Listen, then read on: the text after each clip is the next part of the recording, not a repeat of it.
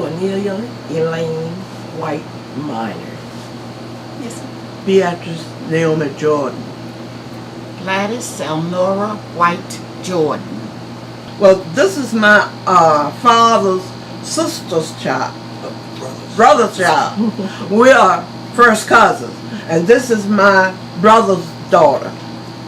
Okay. It's Gladys. That's my brother Frank, and they seem more like, when I was growing up, seemed more like sister and brothers, because we played together, lived together at times. I never lived with my sister and brother, so I don't know what it is to live with my siblings, because my sister was 21 years older than I was when I was born. My brother was 22, and they thought that when my mother became pregnant, they thought it was a tumor, and when it came about, I was the tumor. Yeah, that's 20-some years difference in Yeah. that, sister. So, you seem to be a very close-knit family. Do you all live in Stafford County? I do. You live in Stafford County? I live in Stafford County. I live in Richmond. Richmond, oh. So, can you tell me a little bit about what your family life was like growing up in Stafford?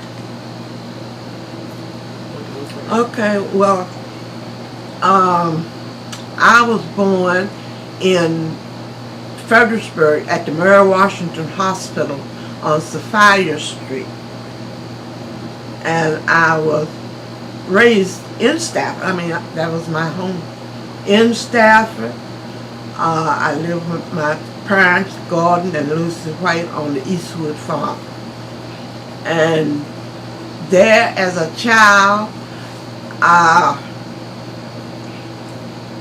would go into the fields, because my daddy was the farmer at that farm, and I would go into the fields with them when they would be shucking corn, and I would sit there at the corn shucks while they were shucking corn with a jug of water that my mama took to the field every morning when that corn shucking time came.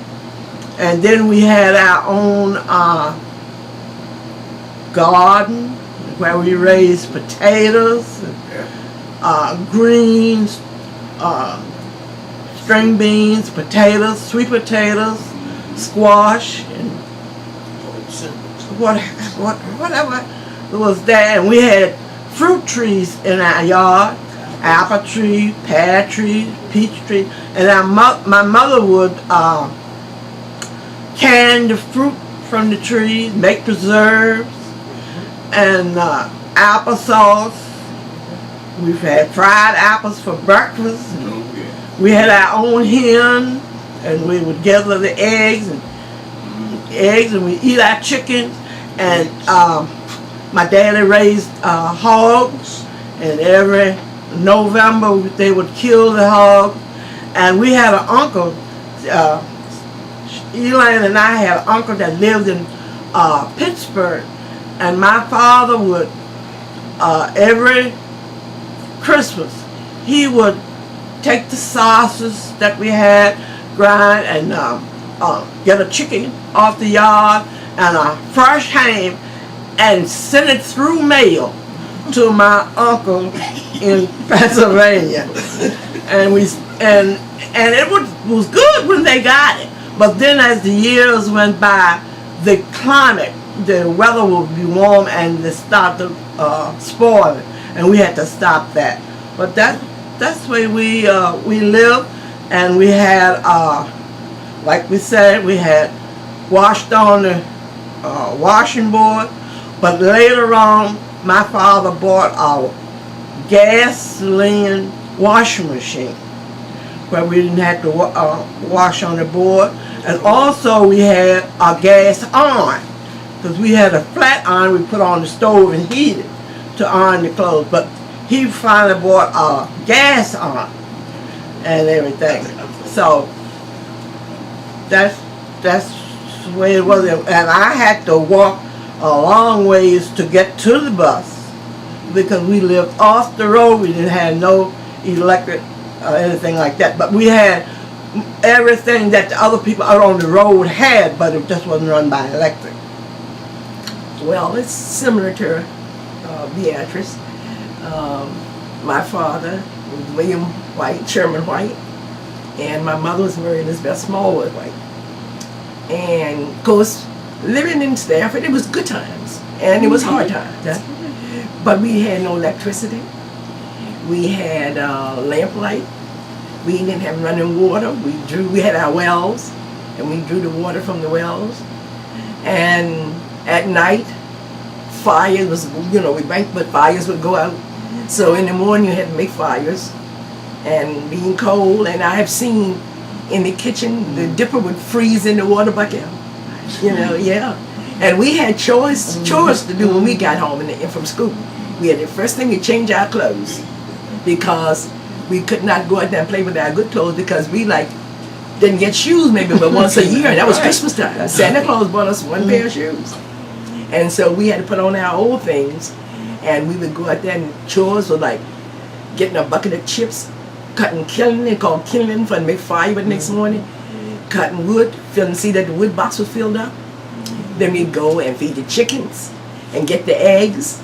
And I didn't mind it, getting the eggs so much, except that when the hen was sitting on the nest. And I didn't like that because if you put your hand on the hen, she'd pick your hand. That hurt. So I used to find a stick and shoot it. My mother didn't know it. And shoot the hen off the nest and get the eggs. And then we pull grass for the hogs. We feed the hogs. We had hogs. My father had cows. He had horses. And we had corn, we call it corn sheller. And we would shell corn for the chickens, and then we would put some corn in the barn for the horse. And my father had cows, he would milk. And he tried to teach me how to milk the cow, but I never learned. He had a little stool, and he'd go out there in the evening with the bucket, and he'd have water in the bucket so he could wash the others off good. And he'd sit on that little stool, and he would show me, and I'd get there, and I'd be pulling, and couldn't get the first drop. And the cow would turn around and look as if to say, who are you? But I never did learn how to milk that cow. He could do it so easy. But I pulled, and I couldn't get nothing. So I gave that up. But life on the farm, it was good. We never thought about locking the door. Go somewhere and just shut your door and go into business. We never locked the door until the family got killed over here, we call Cherry Hill Hatchet, which is now Bragg Road, I think it is, off Bragg Road. It was a family from Maryland. They found them over there killed, and then that's when we first started locking the door. Other than that, we never locked the door. We had Sunday dinner. Everybody would go to church, take that Saturday night bath, and get ready for Sunday, and everybody would go to church on Sunday, come back home to what we call Sunday dinner. And during the weekday, we ate like whole cakes, corn cakes, but Sunday Mama had those hot biscuits or rolls. That was called Sunday dinner. Her mama ate the rolls. Yeah. And so it was hard work, but it was enjoyable. Compared when I think of things today, sometimes I kind of yearn for that life.